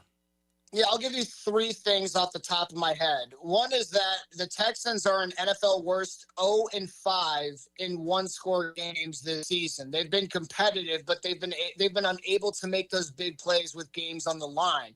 And to further support that case, I also point to you that the Texans offense, they're the worst when it comes to red zone touchdown percentage at 36.4%. They're the second worst third down conversion percentage at 32.4% in the NFL as well. So they're not moving the chains. They're not finding pay dirt. Quite simply, they're just not moving the ball on offense. And I don't know if you watched that game against the Seattle Seahawks a few weeks ago, but that offense was just embarrassing because Seattle kept giving them opportunities to get back in the game in prime time, and the offense just absolutely could not do anything. So they made this bold decision to move on from Bobby Slowick and embrace a new identity, embrace a new coordinator and play caller, and it has just not paid dividends for Houston. And it's a shame because I really do think they have arguably the best defense in the NFL. Jaguars-Texans on Sunday. Final thought on the Jaguars. I want to end with a thought on Indianapolis. Jordan, you and I talked before the first Jaguar-Texan game. At that point, Jacksonville was 1-1. Obviously sitting 5-3 now. What is your thought on Liam Cohen and the job he's done here in year number 1? I like it. I didn't expect him to be so fiery. Granted, I didn't really know Liam Cohen personally, but I feel like he's doing a good job implementing the kind of culture he wants in Jacksonville. The only problem I have is that I thought the offense was going to be a little bit better. There's still time, of course, for that to come to fruition. But overall, I really do like what I've seen from Liam Cohen. I love seeing him mix it up with Robert Saleh when Robert Saleh accuses him of being a sign stealer. That was one of my highlights of the entire NFL season thus far. I really do like what Liam Cohen has going down in Jacksonville. All right, let's wrap up with Indianapolis and then maybe a brief look around the rest of the league. As far as the Colts go, Jordan, and maybe this is my Jacksonville homerism coming through, I look at 7 wins for Indy, 2 of those against the Titans, 1 against the Dolphins, 1 against the Raiders, and 1 against the Cardinals. And they beat the Broncos on a leverage call after time had expired. And I'll give them credit for the Charger win. That's a nice win in L.A. The 2 other good teams they've played, they've lost to, the Rams and the Steelers. Do you think Indianapolis is actually as good as their 7-2 record would indicate? Yeah, to your point. I mean, the only win I want to give them credit for is really the Los Angeles Chargers, and that was a really fantastic win. So maybe they're not as good as their 7-2 record indicates, but I still believe that the Colts are one of the better teams in the AFC, and I do think that they're going to have an opportunity to make a playoff run. I mean, there's no doubt, just when you watch them, they look like one of the better teams. Daniel Jones overall has been efficient. Jonathan Taylor has looked like a legitimate candidate for Offensive Player of the Year. Historically, it's one of the most efficient offenses we've seen through a halfway point of a season in NFL history. So that's why I do think the Colts are legitimately quote-unquote good, but I don't know if I'm ready to exactly put them into contender category just yet. I don't know if they're in the same echelon as the Kansas City Chiefs or the Buffalo Bills. And what's interesting is we watched that game against the Pittsburgh Steelers last week, and we saw Daniel Jones have 300 turnovers. He regressed into the old Daniel Jones of old. And I think that's what a lot of people are speculating on, right? Does that same old Daniel Jones still reside in that new player we're seeing wear a Colts uniform? Is he going to crumple like we saw Sam Darnold do for the Minnesota Vikings last season when we start playing in important football? That all remains to be seen, but it's tough to not be impressed with how efficient this offensive attack has been. All right, Jordan, and Jordan Dejani of CBS Sports. Final question. Midway through the year, we're basically right at the halfway point right now.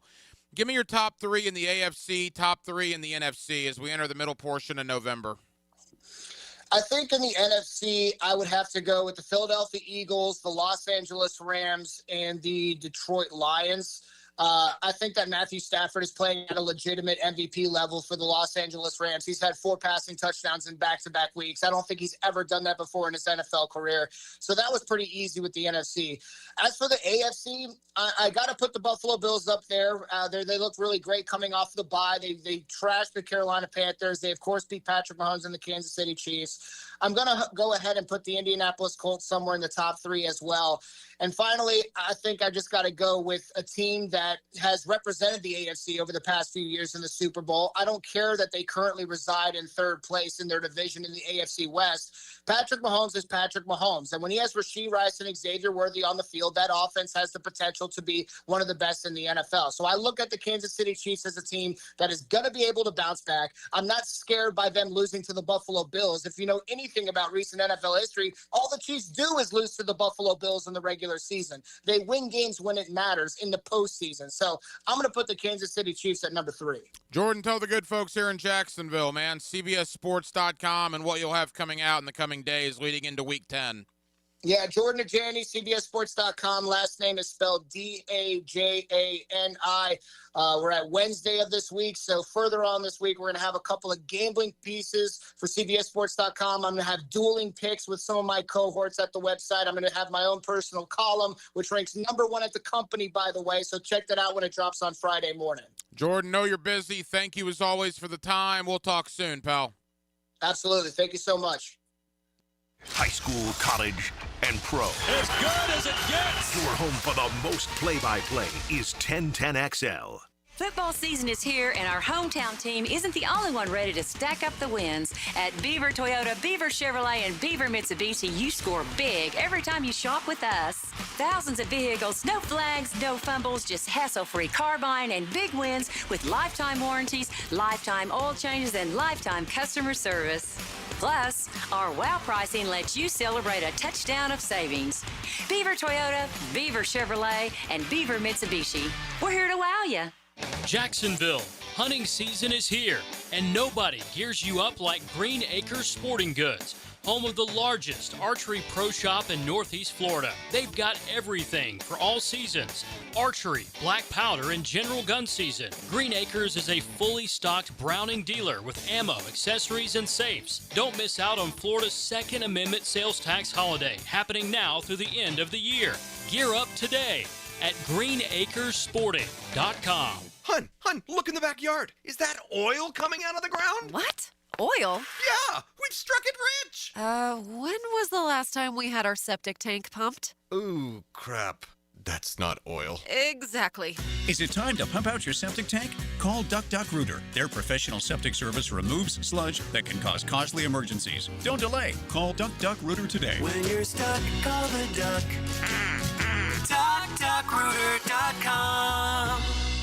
Florida Gators football on 1010XL is driven by Randy Marion Cadillac of Jacksonville, Renewal by Anderson Custom Windows and Doors, and the law firm of Farah and Farah.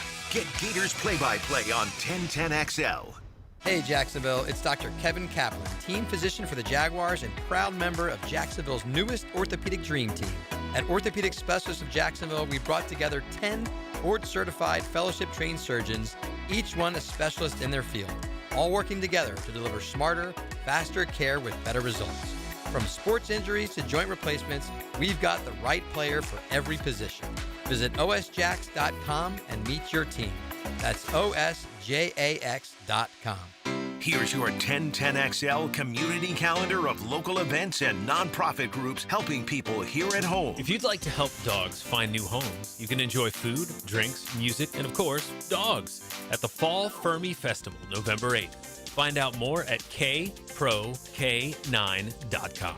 Find out how you can be part of the cure for blood cancer at the Light the Night Walk at ViStar Ballpark, November 22nd. Take the first step at lightthenight.org. Veterans are the backbone of our freedom. The Firewatch nonprofit is designed to help you recognize the warning signs of veterans in need and lead them to assistance. Learn how you can help prevent veteran suicide at thefirewatch.org. Injuries from e-bikes and e-scooters are increasing. If your child rides one, be sure they follow the rules of the road and wear a helmet made for higher speeds. Help your kids have a safer ride. You can find out how to share your community event at 1010XL.com. 1010XL, presented by Farah and Farah, exclusive injury law firm of the Jacksonville Jaguars. Focused, fueled, fearless, Farah. Now, the cool down from the cool guys at Donovan Air Electric and Plumbing. Fast, reliable, and honest service since '87. Back here on 1010XL and 92.5 FM in the city of Jacksonville. We are glad you are with us. Florida, Kentucky this Saturday. You'll hear it right here on 1010XL. Of course, Florida State and Clemson.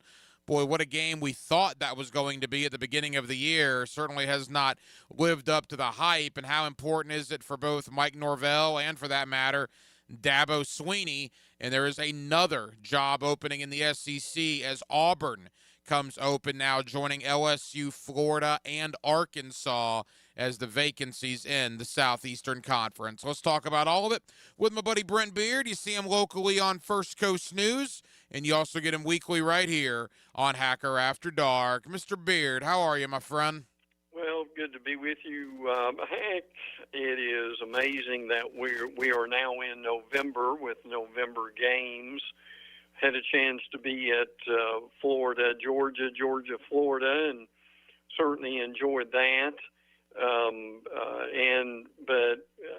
Listen, the off the field stuff still is almost something people pay more attention to than the games themselves. So we've started this coaching stuff way too early, Hack, but unfortunately, that's where we are, and we report on it regardless. You know, Brent, I thought Florida played hard for interim coach Billy Gonzalez. They did. I mean, the game ended on the 4th and 1 when they didn't get it. Georgia got the ball, drove right down and scored, and Georgia was the better team, clearly, for the final 10 minutes of the game. But look, I mean, DJ Lagway just wasn't very good again. No. And, you know, you and I have spoke for, I've known you 20 plus years. I used to be very careful about criticizing collegiate athletes, and I still don't go over the top on my criticism of them, but it's a different world we live in NIL, right? With the money that Lagway is getting paid and the investment the NIL at Florida has put in him, and I just don't think they're receiving that big a return on their investment right now. No, I don't think they are either. And now this is something to look forward to if it happens. If they have a coach like Lane Kiffin that comes and takes that team over, you're going to have not one but two, if not three, different quarterbacks that you can put in. Right now, Florida is limited in what they can do. And Lagway, unfortunately, with all his injuries, that has been tough. Now they've got Dallas Wilson, who is out with a foot injury. Eugene Wilson had a great game, 9 catches for 121 yards. And look, I get the overthrown, the overturn for the throw to Sturdivant. That was really, frankly, an awful call. But again, Florida can't get 2 yards on 2 downs inside the 20, driving with the lead. And then, as we mentioned, Lagway had a touchdown and underthrew Sturdivant terribly. So it's a mixed bag, is it not, if you're a Gator fans? But still, at the end of this year, I think things are going to get a lot better. I want to see Tramel Jones, Brent. Now, I'm not saying bench Lagway necessarily, but, I mean, you're 3-5. I mean, the season's over, right? I mean, I want to see Tramel Jones for a series or two. Now, again, Billy Gonzalez and the other coaches on the staff are there to win, and they're going to do what they think is best for the team. Now, granted, most of those guys won't be there 4 weeks from now, so it's just a really interesting dynamic. But the more people I talk to, the more people that at least want to see Tramel Jones a little bit. Well, sure. Just to have a different look, and frankly, to have a quarterback who is healthy. I still think Lagway is just not healthy. He's just got too many things wrong with him. He's gained weight, and it's been probably tough to get that off. So all those things are involved with this all the way. And now you've got a a game at Kentucky, a team that is struggling in some ways even more than Florida, but quite grateful they had a win over Auburn at Auburn. So do we know what we'll get this week from the Gators? You see Brent Beard on First Coast News. You also get him weekly right here on Hacker After Dark. Florida is saying all the right things publicly this week, and I don't know if they're going to lay over and die these next 4 games, but they put so much into that Georgia game, Brent, after Billy Napier got fired. You saw the emotion from a guy like Trey Wilson on the sideline at the end of that game. I have a feeling that maybe the bottom is going to fall out going to Lexington. I don't like this for the Gators on Saturday, even though Kentucky, like you said, is nothing great. But I wonder at some point when the bottom will fall out for Florida. Well, the other reality of that is, will Kentucky, how much will they have in the tank after the win that they had? But I think what we've seen so far from this Florida team, and what you bring up is a really good question, is I think they'll play pretty hard. I think they've still got a possible a bowl game in front of them if they could end the season well. And they've still got some good players, frankly. I mean, the reality is, I still don't understand why they can't depend more on their running game that I think is probably better than the passing game is right now. And look, it really makes you wonder if they could have scored, if they're ahead of Georgia at half, instead of that thing being tied, will we have seen a different game in the second half, possibly? Yeah, possibly. But again, like you said, I mean, the fact that they couldn't gain a yard on 2 different plays in the fourth quarter just is not good. All right, Florida State. I don't know what that was on Saturday. That's a team that lost 4 in a row. Wake Forest was 5-2, and Florida State just beats the brakes off of them. Good win for Florida State. Now, I wonder, does that impact Mike Norvell's future at all, or is that just a 1 win over Wake Forest and nothing has really changed with the thought about Norvell and Tallahassee? If they go to Clemson and they beat Clemson, maybe things will start coming around for Mike Norvell a little bit. Yeah, and Clemson has as many problems as Florida State does, frankly, if not more. That's a reality. Now, can they get the production out of guys like Deuce Robinson, 5 catches for 148 yards?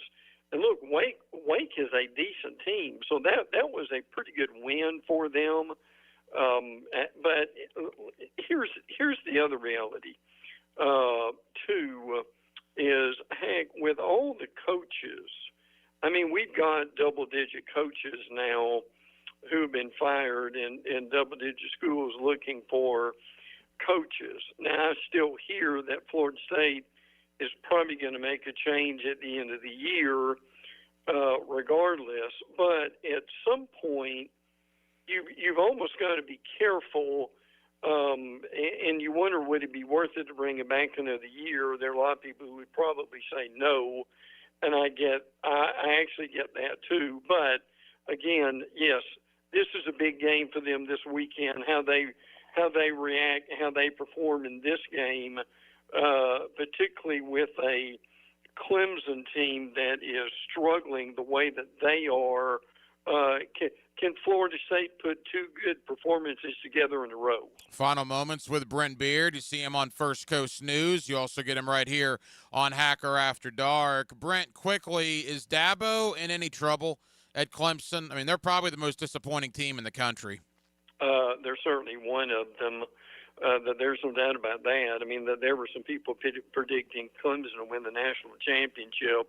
I don't know if the players have just tuned him out, if his style of coaching and not going into the portal very much, how much that's hurting him. But they are struggling. And look, I mean, he said some things criticizing the officials that, I mean, he got fined by Clemson much less what the ACC could do. ACC had a public reprimand, but their program has just gone in the opposite direction. That there are going to be a lot of firings on his staff, is what it's going to be. But boy, have we seen a Florida State Clemson game?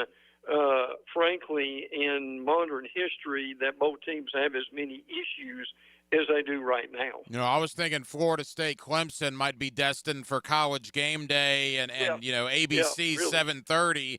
And what are we relegated to? The ACC Network, I think, for Florida State Clemson. I mean, talk about a game that was hyped up in August that is certainly just depleted here when we get to it in November. Quickly, Brent, Miami, boy, Mario Cristobal, he's good to lose a couple of games late in the year, 2 years in a row. I mean, it's right in front of them for the playoff. And for the second straight year, Miami is probably not going to the playoff after they lose to SMU. Maybe if they win out, there is still an argument for Miami. But good heavens, the thought on the Hurricanes now is drastically different than it was 3 weeks ago. Yeah, it really is, isn't it?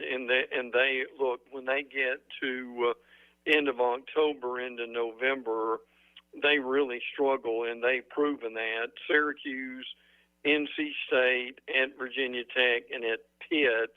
I mean, that Pitt game is really dangerous for them, but could they mess up even before then and have some issues? No, I think you're right. If they run the table, there is a real shot that something may happen with them. But heck, at this point, is there much trust in them that they can run the table over the next few games?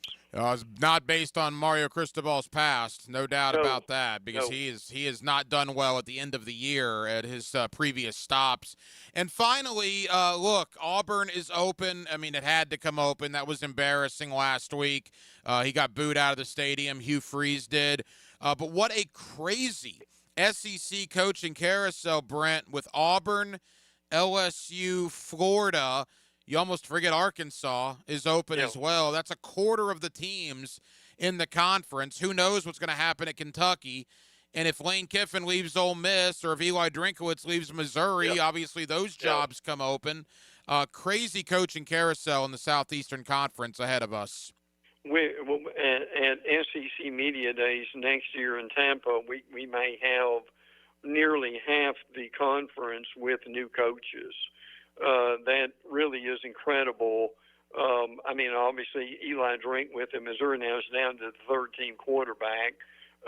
Lane Kiffin and Ole Miss, if they continue to play some pretty strong football, I mean, they're in the playoffs, and that will be interesting to see how that would be handled.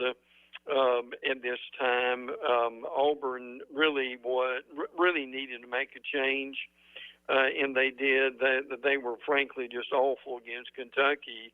But you really do wonder at Kentucky what happens with Stoops if they just kind of have a mutual agreement, or if they go another year. So, but the point of this is, Hank, do you ever remember a time, and particularly in the SEC, to where we're almost talking more stuff off the field than we are the result of on the field? Yeah, when you have jobs like Auburn, LSU, and Florida, I mean, those are big-time jobs.